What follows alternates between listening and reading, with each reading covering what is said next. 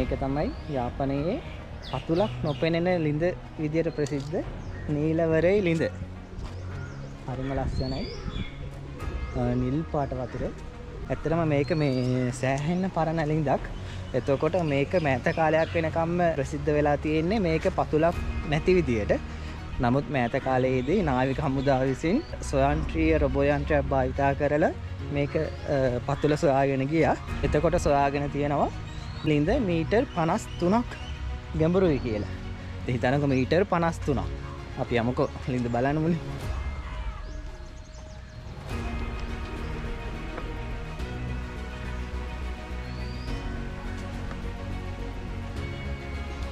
ඔයාලට පේනවා ඇති සෑහෙන ලස්සනයි. සෑහෙන නිල් පාටයි පිරිසිදු වතුර. මේකේ තව හොයාගෙන තියෙනවා මේකේ මීටර් 18ක් විතර ගියාට පස්සේදී පොකුණ ඇතුලෙන් ගුහාව වගේ තුම්පලකට පාරවල් තියෙනවා.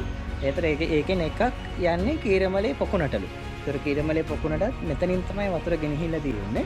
එතකොට මේ ළිඳ පතුල සොයාගෙන යන ගමනේදී නාවික හමුදාවට හම්බ වෙලා තියෙනවා අතීත කාලයේදී දාපු කරත්ත 3ක්.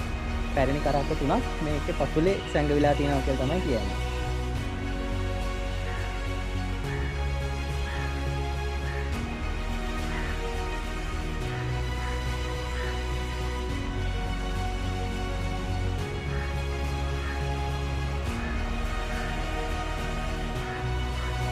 ඔයාලට පේනවා ඇති මේ රොබෝ භාවිතයෙන් ගත්තු ෆොටෝස් කරත්ත දෙකක ෆොටෝස් තියෙනවා අරගෙන.